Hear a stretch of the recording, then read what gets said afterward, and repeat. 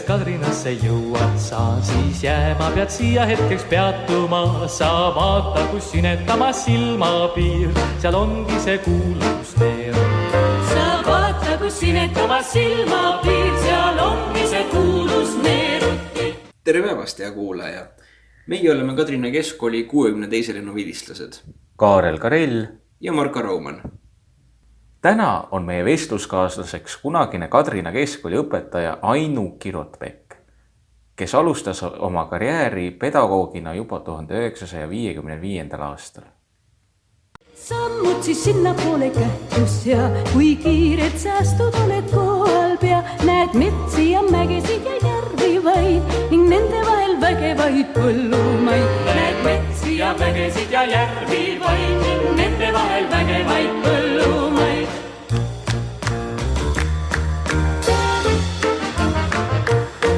Täna, 10. juunil möödub 115 aastat Kadrina koolijuhi Elmar Kanteri sünnist. Elmar Kanter tuli Kadrina klassi koolijuhatajaks 1941. aastal, jäi 20 aastaks. Missugune aeg siis oli? Pidev sõjamöll käis. Tulid venelased, siis sakslased, siis jälle venelased. Palju oli purustusi, inimohvreid, häda ja viletsust, ka väga palju hirmu. Tuli kolhooside aeg, küüditamine, Tallinna pommitamine, olid väga rasked ajad. See kõik räsis meie maad ja rahvast, aga kõige rohkem lapsi. Võib-olla iseloomustab seda aega ka Andrus Rõuk oma kirjutises Kas panna vastu või minna kaasa? Selgroogu tugevdada või ujuda udus? See on küsimus, mis nõuab lahendust juba täna, homme, ja ta lõpetab. Tuleb olla lihtsalt ärkvel. Igapäevaellu hakkas imbuma tundmatu võõras vaimsus. Tänu Elmar Kanteri kindlale, tasakaalukale ja iatahtlikule käitumisele kooli endine vaim ja tugevus püsis. Isalikku tuge leidsid õpilased ja toetust õpetajad. Elmar Kanter juhtis kooli kindlakäeliselt ja edasiviivalt. 1957. aastal muudeti kool keskkooliks ja seoses sellega ka ruumikitsikus suurenes. Kuna kool oli võimeka õpetajaskonnaga, tugeva, aldis arenemisele suunatud juhiga, siis haridusministeerium määras Kadrina kooli 9.–11. klassid tootmisõpetusega katseklassideks.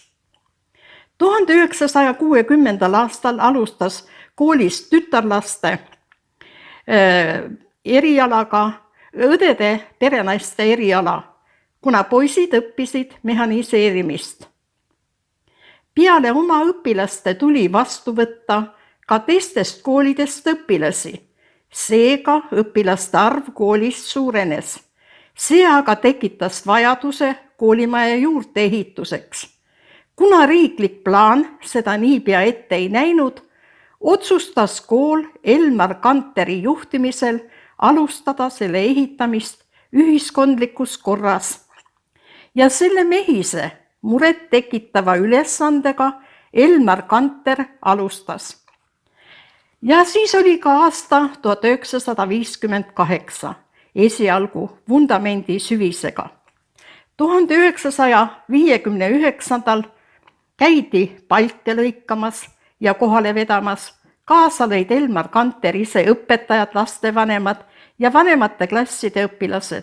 Mäletan, ka mina noore õpetajana käisin koos teiste õpetajatega metsatööl. See toimus ühiskondlikus korras. Kevadel algas ehitus, ehitajaks kohalik kekk. Tehnika ja materjalide ja rahaga toetasid Tapa RTJ ja teised ümbruskonna majandid ja tehased. Ja nii valmiski 1963. aastal juurdeehitus uute avarate ja valgusküllaste klassiruumidega, õppekabinettidega, saalina kasutatava võimlaga ja söökla. Hiljem võttis riik ehituskulud siiski enda kanda. Kooli tuli uusi õpetajaid, ka õpetajaid uue meelsusega ja lahkus Kadrinast Elmar Kanter, populaarne ja tugev pedagoog. Maha jäi hea tasemega kool. Kui Elmar Kanter kooli aastapäeval kooli külastas ja aktusel esines, tõusis saalirahvas püsti, plaksutati. Milline tunnete plahvatus ja austus ja kui palju lilli õpilastelt, ka endistelt õpilastelt, õpetajatelt. See tänu Elmar Kanteri vastu oli võimas. Meenutusi jagab Elmar Kanterist õpetaja Ainu Kiropek ja olen vist ka ainuke elus olev tolle aja õpetajatest, nüüd pensionär. Olgugi, et aeg kiirelt lendab, kuid selles kiires aastate lennus jäävad mälestused. Nüüd, kui olen jõudnud ilusa viimase aastakümne kõrgustele, on hea meenutada möödunut. Tulin Elmar Kanteri juhitud Kadrina kooli 1955. aastal 19-aastase noore õpetajana. Olin läbi elanud tolleaegsed koledused lapsena. Pereliikmete kaotusi ja 19-aastane, tolleaegne üle 19-aastane ja tänapäeva 19-aastane, sellel on suur vahe praegu. Ja sattuda Kadrina kooli oli minu jaoks õnn. Kaaskolleegid, minust tunduvalt vanemad, olid väga toetavad. Oli sõbralik, mõistev õpetajate pere, tuge pakkuv direktor. Olen kogu aja olnud liikumises, õppimises. Lõpetasin kõrgkooli, edutati haridusosakonda tööle, kus töötasin 10 aastat. Töötasin ka suures väärikas Rakvere esimeses keskkoolis õppealajuhatajana. Tol ajal võis minna pensionile 55-aastaselt. Aga minul jätkus ikkagi töö. Ja töötasin kuni 73. eluaastani. Saatus on mind kokku viinud paljude väärikate, inimlike ja tarkade juhtidega. Nüüd pean juba 17 aastat pensionipõlve. Toredat pensionipõlve. Kui tulla tagasi Kadrina kooli juurde, siis Elmar Kanter on puudutanud paljude Kadrina kooli õpilaste hinge ja osalenud nende suureks kasvamise loos. Ta mõjutas oma mõtete, olemise ja arusaamadega õpilasi kui ka õpetajaid. Ta oli väärikas eeskuju ka kolleegidele. Tal oli erakordne oskus ka halvasti käitunud koolipoissi rahulikult ja omamoodi leebelt noomida, nii et oma teost arusaamise kõrval jäi alles ka inimese väärikus ja eneseaustus. Ta uskus alati, et just hea ja julgustava sõna ja huumorimeele abil saab jõuda iga õpilaseni. Häid sõnu Elmar Kanteril jagus kõigile. Vahel ei ole sõnu ja ajal puudub tähendus. On vaid suur tänutunne, südames soojus, hinges sügav austus ja tänu. sammud siis sinnapoole kähtus ja kui kiired säästud oled kohal pea, näed metsi ja mägesid ja järvi vaid ning nende vahel vägevaid põllumaid. Näed metsi ja mägesid ja järvi vaid ning nende vahel vägevaid põllumaid.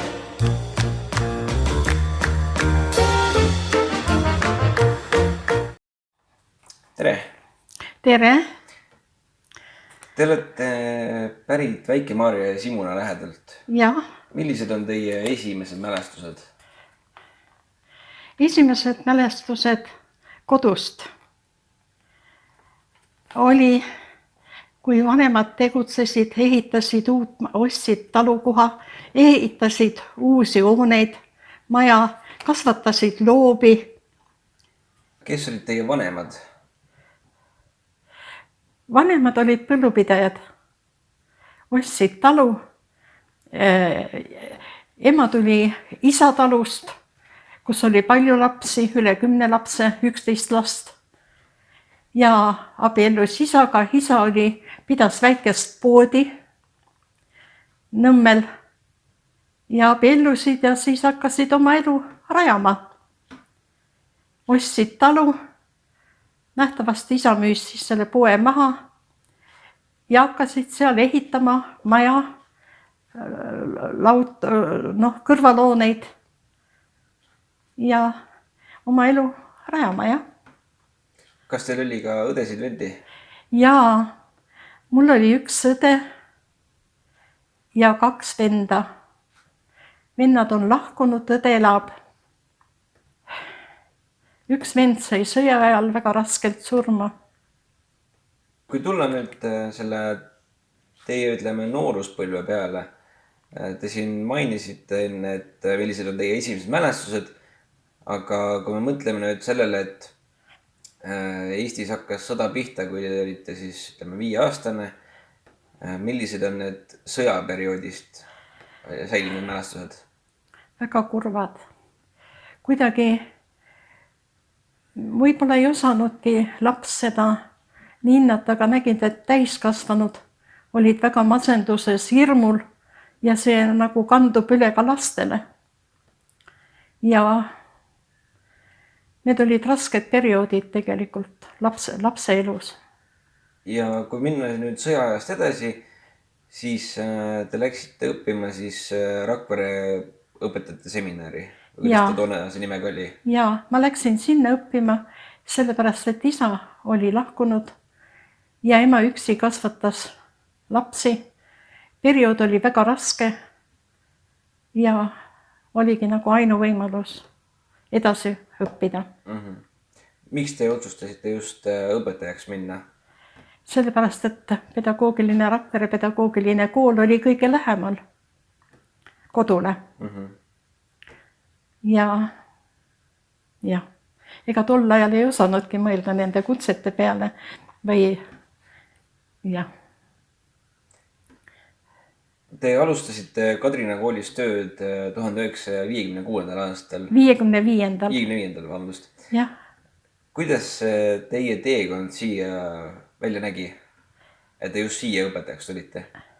Jaa, tegelikult ma mõtlen praegu, me olime Tapa rajooni all ja haridusosakonna juhataja oli Blank ja mulle tuli kiri koju, et ma olen suunatud Kadrina kooli. Tegelikult Kadrina kooli tahtis tulla keegi teine, aga Blank ütles, et minul olevat parem iseloomustus olnud ja kuna kollektiiv on väga hea, siis tema valis, et saadab minu Kadrina kooli. Ja mina ise mõtlesin, et Kadrina, et ma ei teadnudki sellest kohast mitte midagi. Et polnud varem üldse käinudki? Ei olnud. Seda tean, et ema käis Kadrinas, tõi Tärklise siirupivabrikusse kartuleid ja selle eest saadi siirupid. Sest see oli ainukene magusain. Toodi ja lastele. Ja niimoodi, ja tookord mäletan, kui ma tulin Kadrina kooli, esimest korda. Õues olid õpetaja Roger Grünfeld ja nemad võtsid siis kõigepealt minu vastu. Ja edasi õpetaja Randma ütles, et kuhu see laps läheb, võttis, et ta tuleb minu juurde korterisse. Ja ma olin siis korteris õpetaja Randma juures ja hiljem hakkasime ise ehitama, kui abiellusin, ehitama Aia tänavale, Aia tänav 20. Ja nüüd, kui huvitav on see käik nüüd õpetaja Randma lapselaps on minul koridoris vastas, me saame väga hästi Leiniga läbi ja nii nagu õpetaja Randma oli väga tore inimene, nii jah, Leiniga juhtus nii, et Leini on minu koridorikaaslane. Eesti on väike. Kui mõelda nüüd, ütleme sellele 50. aastate perioodile, 53. aastal suri Stalin, 56. aastal toimusid ka veel erinevad muudatused, siis jah. Kuidas, ütleme, teie kui noore õpetaja jaoks tundus? Ma mäletan, kui Stalin suri 53. aastal, me olime Pikal tänaval ühiselamus tookord ja see oli kõigile niisugune ergastav sündmus tegelikult. Mäletan, kui ma olin pedagoogilises koolis, koolimajas suures toas ühiselamus ja tuli ühe koolikaaslase isa oma lapse asjadele järgi ja ütles, et Salme on arreteeritud.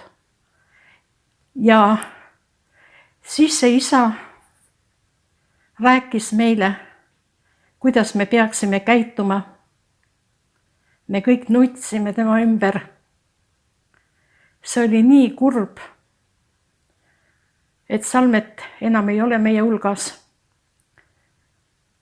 Ja niisugused asjad jätsid oma jälje ka teatud mõttes teadvusse, et nii on olemas, et võidakse ka kooliealisi lapsi arreteerida. Kas pärast Stalini surma oli ka tunda, ütleme, sellist kergendust, et nüüd läheb kuidagi võib-olla asi kergemaks või oli ikkagi selline, et ei oska aimata, mis võib edasi saada? Ega need mõjud kohe ei jõudnud ju Eestisse. Ikka läks ju algul ikka vanaviisi edasi. Mõjud tulid enne, 80. aastatel olid eriti suured mõjud, kui meil olid Eesti targad organiseerimisvõimelised mehed kolhoosi eesotsas, nagu Suurmets, nagu Väälman Kadrinas, nagu Vinnis oli seal Vilde kolhoosis, kes juba hakkasid Eesti elu edasi viima, arendama ja tolle aja mentaliteediga nad kasutasid ära neid võimalusi, kuidas materjale saada, kuidas üht-teist vajalikku asja saada, ehitati palju, isegi Põllu ehitas Kadrinasse, kui palju Harald Männik alustas, kui palju jõudis tema selle lühikese ajaga siia ehitada, kui palju ehitas, läks Põllu, kuidas need materjalid saadi, vaat seda tuleks nüüd uurida täpselt. Ma olen rääkinud Saksiga, ja ta rääkis, kuidas käidi liiduvabariikides, mida viidi, kuidas materjale saadi. See olukord, tookordne olukord lubas seda ja kuidas ehitati suvilaid, puhkekodusid ja kuidagi Eesti elu läks nagu edasi rohkem. Just tänu nii, või võtame seal Tallinna külje all neid mehi üle Eesti kerkisid esile niisugused targad, organiseerimisvõimelised ja Eesti elu edendavad mehed, kes hakkasid edasi viima seda elu ja väga palju tegid, märkimisväärselt palju. Te nüüd mainisite siin neid, ütleme, veidi hilisema perioodi edumeelseid inimesi, aga kui minna, ütleme, natuke veel ajas tagasi, teie olite noor õpetaja, siis Kadrina kooli juhtis Elmar Kanter. Ja nagu siin ka juttu tuli, täna on siis tema 115. sünniaastapäev. Ma ei oska öelda, kui palju te olite väga põhjalik, ütleme, selle Kantri tegevuse osas, mis ta siin tegi. Ma ei oska öelda, kui hästi te olete kursis tema, ütleme, varasema eluperioodiga. Ei ole. Ei ole.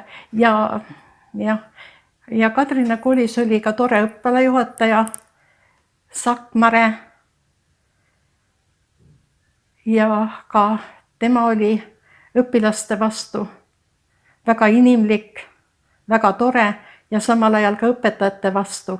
Ja meil olid ka eriti veel head suhted, kui ta jäi pensionile, ta oli haige ja meil oli televiisor, siis ta käis minul kodus vaatamas kultuurisaateid ja ma alati imetlesin, et kuidas temal näitlejate nimed on kõik selged, teab ja kui erudeeritud ta oli.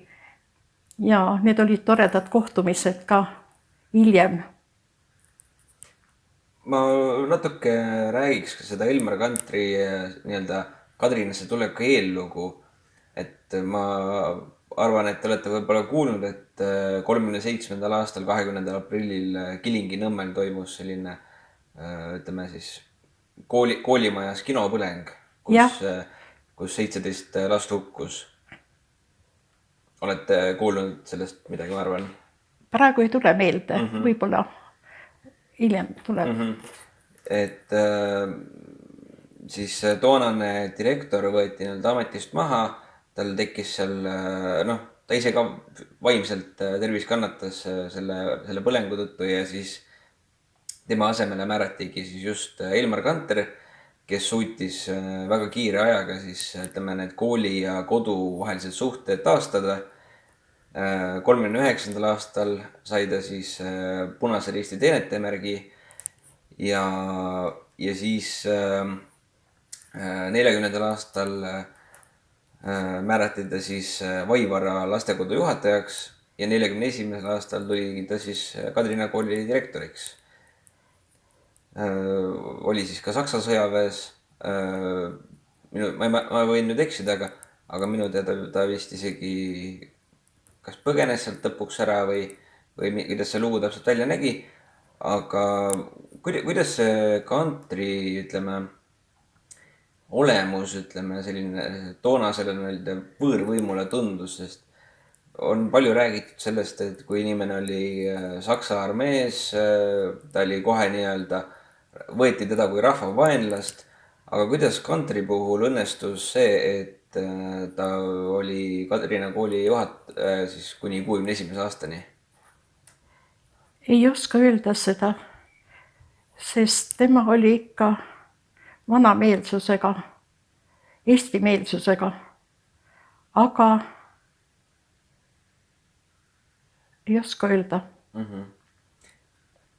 Ja kui ma nii noor laps, kui tuleb kooli, ta ei süvene niisugustesse asjadesse, et tal on tegemist oma tegemistega juba õpetajana ja teda nagu tol ajal ei huvita, hiljem võib-olla tahad teada.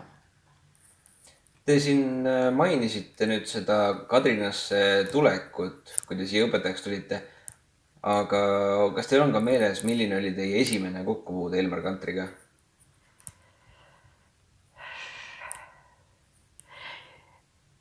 Vist see oligi õpetajate toas ja seal oli ka õpetaja Randma ja siis ta võttis mind nii toredasti vastu ja õpetaja Randmaa ütles kohe, et ma võtan selle lapsukese enda juurde korterisse.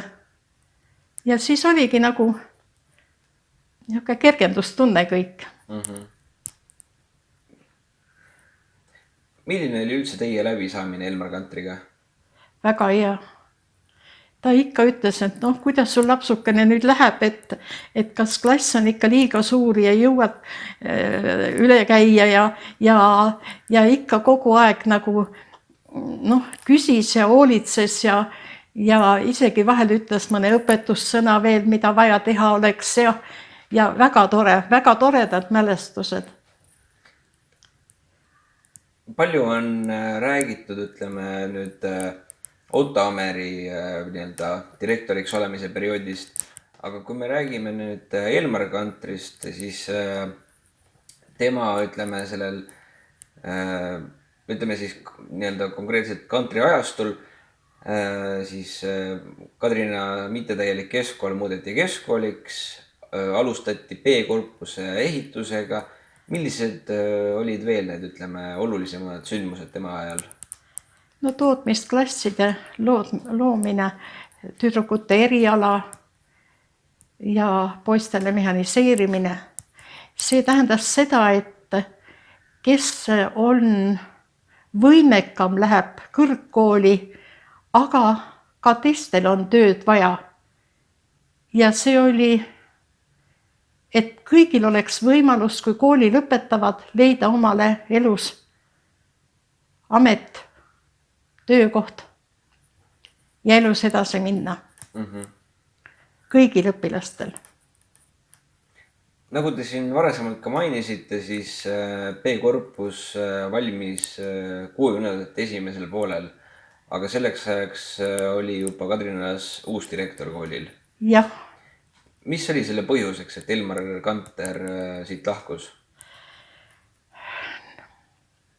Meile tuli kooli uusi õpetajaid. Paljudel oli ka juba uue aja meelsus. Nendel ei istunud Kanteri meelsus. Ja siit nähtavasti hakkasid need probleemid tekkima. Kantri asemel siis mõneks aastaks tuli kooli juhtima siis Kalju Lomp. Jah. Kuidas oli temaga läbisaamine? Mina olin tookord dekreetpuhkusel. Ma palju ei tea, aga nii palju ma tean, et ta oli komsomoli funktsionäär. Ei olnud töötanud nii suures kollektiivis ja tekkisid vastuolud nähtavasti siin. Aga millised täpselt ma ei tea seda. Ehk siis temaga teil sellist otsest kokkuvõtet üldse eriti ei olnud eriti. Kui oli väga vähe. Ma olin algklasside õpetaja ja mind suunati kooli poolt ka 4. või 5. 8. klassi matemaatikaõpetajate kursustele. Ma need läbisin ja koos matemaatikaõpetajatega, kes seal olid. Ja siis mul oli matemaatikatunde 7., 6. ja nii ka lõpupoole. Ja kui ma nüüd õigesti aru sain, siis ühel hetkel te olite siis metoodikaklassis tööl. Jah, mind edutati haridusosakonna metoodikakabinetti. Ma olin inspektor metoodik. Tutvusin rajooni paljude koolidega, käisime inspekteerimas, käisime metoodiliselt abistamas ja läbisaamine direktoritega oli väga hea ja isegi mäletan, kui oli selline periood, kus leiti, et 6-aastased tuleb kooli tuua. Ja ma tutvustasin direktoritele seda kirja ja et kes tahavad osa võtta sellest, kes loovad tingimused selleks, et 6-aastased saavad kooli tulla, sest nad pidid päeval magama, siis suured koolid nagu Rakvere 3., nagu Kunda kool, nagu Tapa esimene ja teised direktorid olid kohe nõus, siis tuli käia vaatamas neid tingimusi, mis olid haridusministeeriumi poolt antud. Ja muidugi tuli osa võtta ka direktorite nõupidamisest täitevkomitee saalis.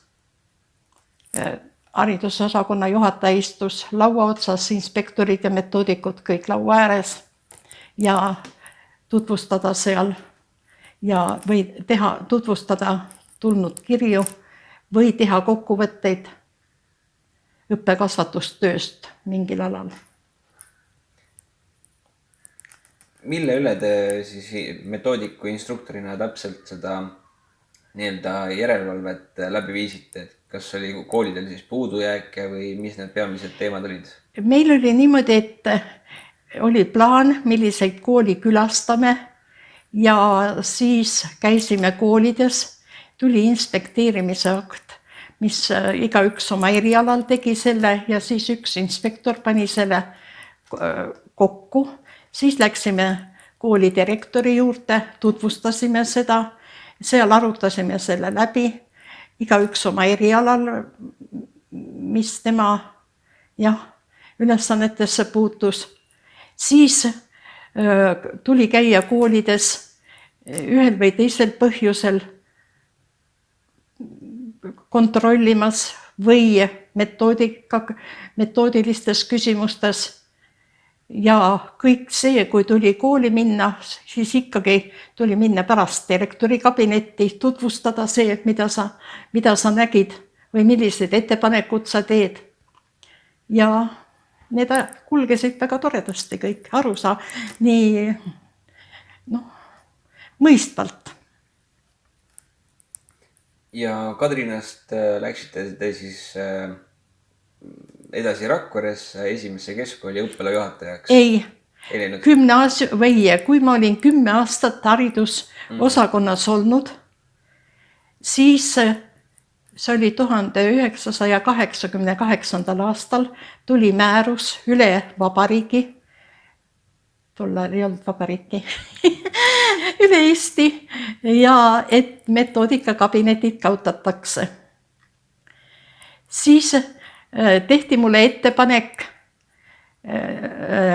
jääda osakonda inspektorina. Aga Rakvere esimese keskkooli direktor käis juba, kui oli seda kuulda, et selline asi tuleb, käis juba jaanuarikuus minuga rääkimas, et tema sooviks, et ma läheksin esimesse keskkooli õppealajuhatajaks. Nii et mul oli 2 valikut. Aga kuna ma olin 10 aastat ringi sõitnud koolides, ja siis oli muidugi parem valida õppealajuhataja koht. Ja muidugi, kui veel osakonna tööst rääkida, tulid 6-aastased, tuli nende tingimustega tutvuda, kuidas koolid on need loonud. Siis oli tookord veel tekkis juurde uusi koole, algkoole, nüüd pannakse kinni, aga siis tekkis juurde uusi nii lasteaed, algkoole, nende rajamine, majandid need rajasid, tuli majandijuhtidega rääkida, millised tingimused, kuidas tööd arenevad, kuidas õpetajate kaader on ja siis tuli sõita ka ja vaadata neid tingimusi ja isegi tuli ka vaadata koolijuhte. Sel aastal möödub Eesti iseseisvuse taastamisest 35 aastat. Jah. Kui te nüüd mõtlete sellele 35 aasta tagusele ajale, millised on teie enda mälestused aastast 1991? Oi, ma mäletan seda, kui ma istusin suures toas, ma ei läinud magama, ma vaatasin seda, mis toimub seal. Ülemnõukogus? Ülemnõukogus. Ja hinge kinni hoides jälgisin, kuidas Nugis lõi selle, Nugis oli lõi selle haamri ja kuulutas välja, et Eesti on vaba. ja siis muidugi kõik need sõjavägede väljaviimised ja kuidas meie riigijuhid rahulikult läbirääkimiste teel diplomaatiliselt suutsid kõik lahendada ilma, et oleks ükski ohver olnud. Ja kuidas Toompead rünnati tol korral, mismoodi see lahenes, missugune arukus, missugune diplomaatia ja missugune oskus läbirääkimisteks. Mind on see ikka, mulle on see ikka meeldinud. 91. aasta oli teie jaoks ka selles mõttes huvitav, et otsustasite pensionile minna. Aga see teil siiski ei õnnestunud. Jah, esimest korda ma tahtsin juba aasta varem minna pensionile. Ja isegi otsisin asetäitja Jaana, aga läks niimoodi, et ma ei saanud minna. Jaanale öeldi ära ja mul ei olnud asetäitjad ja ei olnud teist õpetajad ja sain järgmine ja ma töötasin 73 aastaselt läksin pensionile, nii kaua töötasin, jah. 73 aastaselt. Rakverest siis mõtlesite minna pensionile, aga siis helistati teile, et on vaja Vohnias õpetajat. Ei, Rakvere, kui Rakveres õhtupoolne vahetuse õpilased viidi üle linna algkooli ja viidi üle, mis see on seal, tehti uus kool, siis õhtupoolne vahetus kadus. Ja mul oli 2 võimalust, kas lähen pensionile või direktor Part oli tookord väga mõistev ja väga inimlik inimene, rääkis mulle, et saan õpetaja koha endale ja ma otsustasin minna pensionile, sest ma olin nii kaua töötanud juba ja sõitnud, see ka ju mõjub. Ja siis ma jäin pensionile ja 1. augustil helistas Rakvere kutsekooli direktor Ülu Torm mulle koju. Ainu, sa oled nüüd küll puhanud juba, et meil on vaja üldainete õppeosakonna juhatajat. Ja muidugi ma läksin asetäitjaks. Ja hiljem siis jõudsite Vohniasse? Ja siis jäin pensionile ja siis Malle Reimann kutsus mind Vohniasse, kuna oli vaja õpetajad. Ja Vohnias need väikesed maalapsed, kuidas nad tahtsid rääkida, kuidas nende kiisupojad ja koerakutsikad ja mida nad kodus teevad ja alati hommikul, kui läksin bussiga, läksin kohe oma klassi, et kuulata ära nende jutud ja siis mõtlesin, et nendel on vaja tutvustada ka laia maailma, viia nad sinna ja viisin siis Virumaa Teatajas avaldati lastenurk avaldati seal lasteloomingud ja lugesin ette seal need, mida lapsed on avaldanud. Ja siis vaatasime, kus kohalt need lapsed pärit on kaardi pealt, et kes oma maakonnast. Ja siis ütlesin, aga teil on ka võimalus kirjutada. Ja siis muidugi hakkas meil see töö peale. Ja siis tuli valida, ma ütlesin, et ainult paremad lähevad, et kuidas sai ära saata ja mõtle avaldati, siis ma ostsin, postkontor oli meil samas majas, ostsin kohe nii mitu Virumaa Teatajad, et lähevad koju, viivad koju ka, kuidas tema luuletus või väike jutt on seal kirjas ja mõtle, missugune elevus siis tekkis. Siis oli tead nii suur elevus, et oi, siis hakkasid luuletama ja jutte kirjutama ja mis veel, tulid rahakaardid ka veel postkontorisse. Alar Kuus läks poodi, Mansek kassasüüs kulutasid kõik raha, no ma ei tea, see summa oli väike, aga ikkagi oli, lapsele jaoks oli ta küllalt. Ei, ma natukene ostsin, ma ülejäänud viin koju. Ja noh, siis läks asi täitsa huvitavaks. Aga lõppude lõpuks see lastenurk nagu kadus sealt Virumaa Teatajast ära. Aga me võtsime osa Kunderi seltsi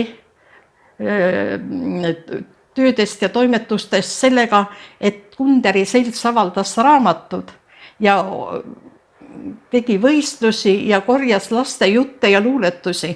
Siis me saatsime sinna ja raamatus olid, avaldati siis, seal oli Alar Kuusk, oli, mäletagi neid nimesid enam, aga seal oli palju, avaldati minu klassi õpilaste jutte ja luuletusi ja siis kutsuti meid sinna koosolekule, kus need aukirjad anti ja muidugi lastele ma ostsin ka need raamatud välja, et nad viivad koju nendele mälestuseks need raamatud.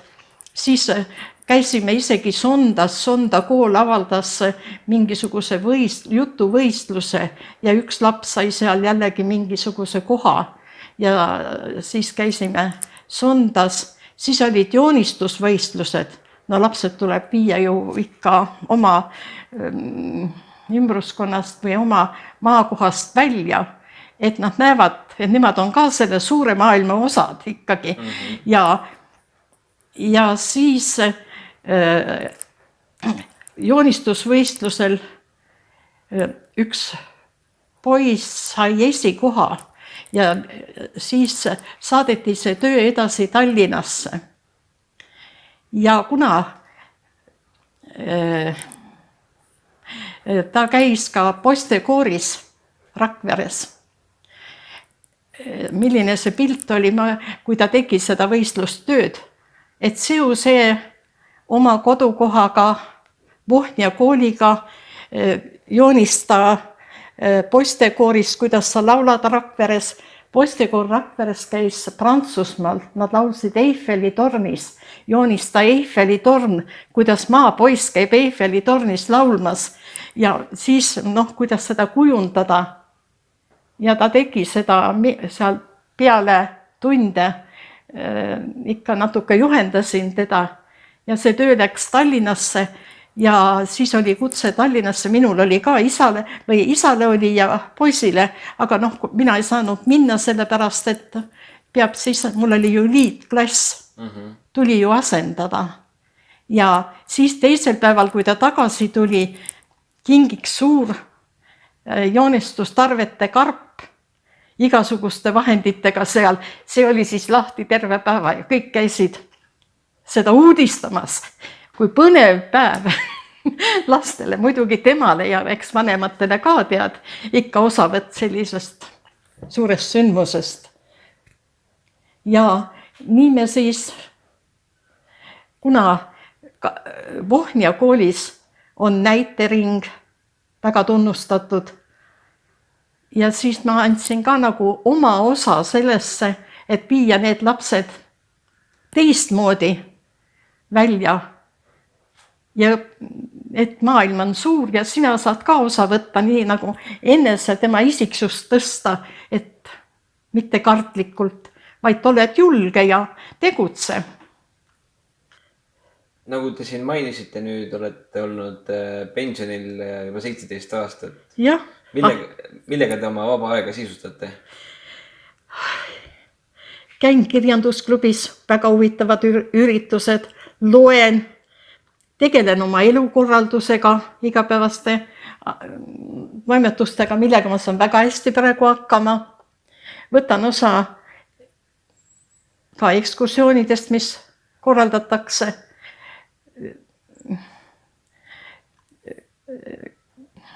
Suhtlen oma perekonnaga ja mul on tugi olemas. Nad aitavad mind, kus vaja. Ja päevad on väga tihedad. Loen, vaatan televiisorit, kuulan raadiosaateid. Samusti saated mulle väga meeldivad. Ja nüüd samust on uus kaaslane. eile teatati, et peale enam nad teineteisele ei sõida. Nagu siin ikka ma mõtlesin, et mis pärast nad ikka ma tahan Sammustit kuulata. Aga nojah, et jah, oli pealesõitmisi küll Sammuste jutule. Ja päevad lähevad nii kiiresti, aeg läheb väga kiiresti. Tegevust on palju. Just. Juba jah, enda elukorraldusega, et kõik oleks nii, nagu peab olema. Just. Aga minu poolt on kõik. Aitäh teile intervjuu eest ja kõik head ja tervist.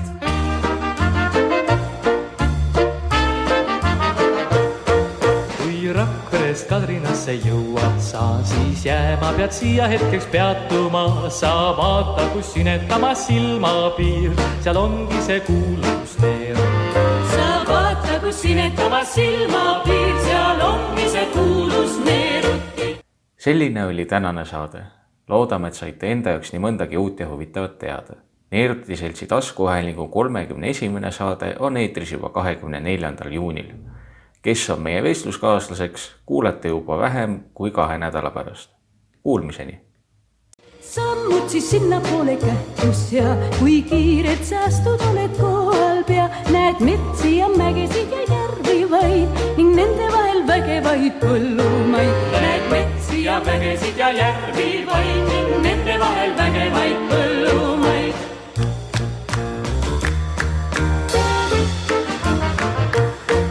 Kui võtad sa raamatu, siis sealt sa loed, näe kündisin Kalevite kangem poeg, nüüd põldudel odrad kõrged kasvavad, neist linnamehi maha murdvad põllud saab. Need põldudel odrad kõrged kasvavad, neist linnamehi maha murdvad põllud saab. Kui õhtul, kui on põldul lõppenud töö, siis ikka me tantsuringis kaasa lööd. Ning kui oled sõber ettevõtlik sa, ehk neeruti neidudelt siis muusi saa. Ning kui oled sõber ettevõtlik sa, et neeruti neidudelt siis muusi saa.